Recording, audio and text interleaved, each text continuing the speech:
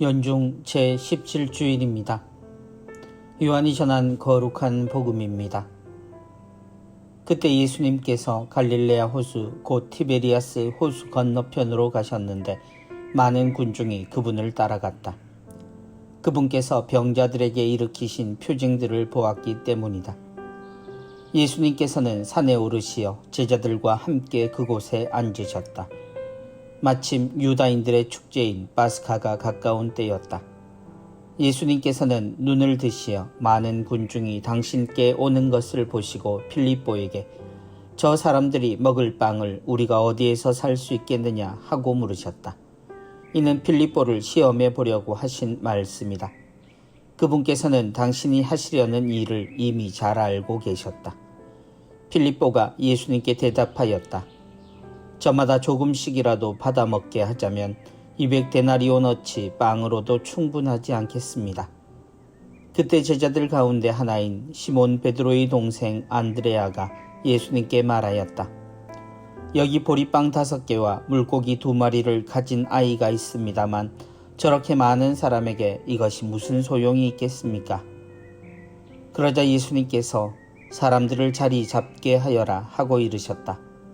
그곳에는 풀이 많았다. 그리하여 사람들이 자리를 잡았는데 장정만도 그 수가 5,000명쯤 되었다. 예수님께서는 빵을 손에 들고 감사를 드리신 다음 자리를 잡은 이들에게 나누어 주셨다. 물고기도 그렇게 하시어 사람들이 원하는 대로 주셨다. 그들이 배불리 먹은 다음에 예수님께서는 제자들에게 버려지는 것이 없도록 남은 조각을 모아라 하고 말씀하셨다. 그래서 그들이 모았더니 사람들이 보리빵 5개를 먹고 남긴 조각으로 12광주리가 가득 찼다. 사람들은 예수님께서 일으키신 표징을 보고 이분은 정말 세상에 오시기로 되어 있는 그 예언자시다 하고 말하였다. 예수님께서는 그들이 와서 당신을 억지로 모셔다가 임금으로 삼으려 한다는 것을 아시고 혼자서 다시 산으로 물러가셨다. 주님의 말씀입니다. 그리스도님 찬미합니다.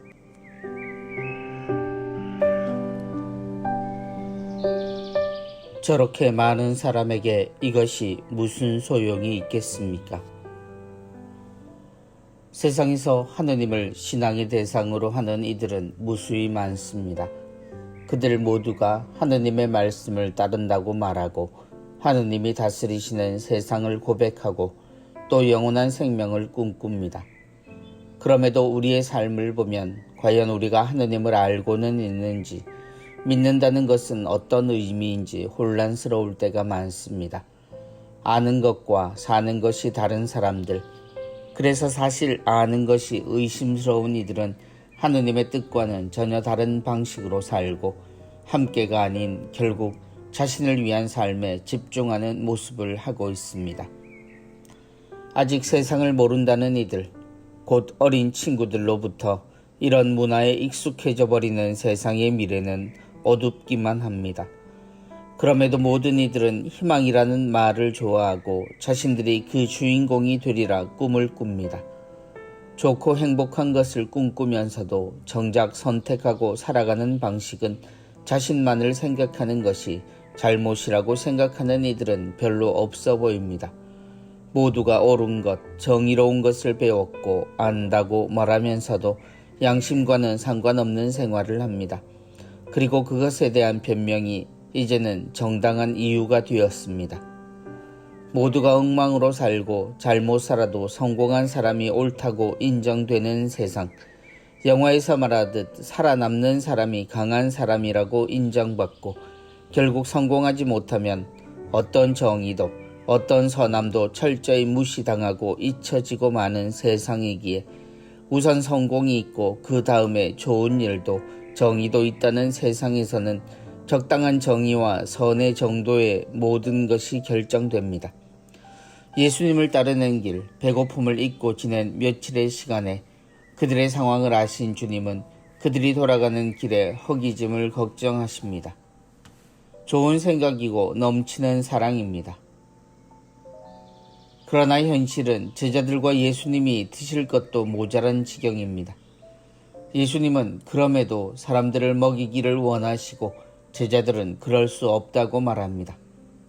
가장 정확한 지적과 판단이 저렇게 많은 사람에게 빵 5개와 물고기 2마리가 무슨 소용이 있겠습니까? 라는 말입니다. 지금이라면 당연히 빨리 돌려보내는 것이 선택할 수 있는 최고의 묘수입니다. 그리고 예수님은 이미 충분히 당신이 하실 일을 하셨기에 더 이상 어떤 것도 필요하지 않았습니다. 제자들에게는 그랬습니다. 그런데 예수님은 고집스레 사람들을 자리에 앉히라고 하십니다. 그리고 가지고 있던 것을 들고 태연히 기도하십니다.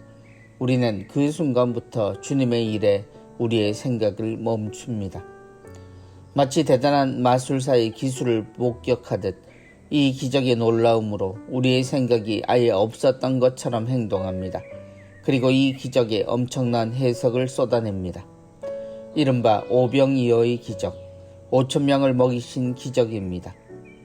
하지만 예수님은 고작 빵 5개와 물고기 2마리로 5,000명이 넘는 이들이 배불리 먹은 기적을 행하신 것이 아니라 돌아가는 이들에게 한 끼를 먹이셨습니다. 그들이 얼마나 되었건 예수님이 그때 사람들에게 가지신 마음으로 이 기적을 본다면 이것은 기적이 아니라 그분의 마음으로 보아야 합니다. 그리고 그 마음이 하나님이 우리를 바라보시는 눈입니다. 세상의 모습을 보면 우리 하나의 좋은 마음은 아무것도 아닐 수 있습니다. 욕심이 나쁜 것은 알지만 이제는 욕심을 더 가진 이가 성공한다는 것도 압니다. 적당히 남보다 더 나쁘지만 않다면, 그래서 얻은 것으로 좋은 일을 하면 된다는 생각들도 옛날 말입니다. 그저 가진 것으로 품위 있게 누리고 또 다른 이들이 자신을 넘어서지 않도록 신경을 쓰는 것이 삶의 지혜입니다. 욕심을 부릴 때는 분수를 생각하지 않지만 사랑을 실천해야 할 때는 자신의 처지를 비관하거나 단정합니다. 예수님의 가르침을 들은 제자들이 현실에 대해서는 더없이 냉정했던 것처럼 말입니다. 아무리 좋은 것이라 하더라도 자신은 그 몫이 아니라고 생각하는 것, 그리고 등을 돌리면 자신들의 무리 속에서는 자신의 가치를 생각하고 행복을 가지고 싶어하는 이들은 하느님이 자신을 어떻게 보실지, 하느님이 무엇을 바라시는지 알고 있다고 말했던 스스로를 잊어버리게 됩니다. 길을 떠나는 이의 한 길을 걱정하는 마음, 오직 그 마음으로 이 큰 일을 하시는 예수님의 모습은 허무하기만 합니다. 그러나 그 허무함이 지금 세상에는 가장 소중한 가치라는 것을 우리 모두가 알았으면 좋겠습니다. 오늘 하루가 힘겨운 이들을 생각할 수 있는 우리가, 그리고 아무리 작은 것이라도 그것으로 그를 위해 살 수 있다면 결코 우리가 가진 것은 생각보다 작지 않음을 알게 될 것입니다. 그것에 주님의 마음이 함께 하시기 때문입니다.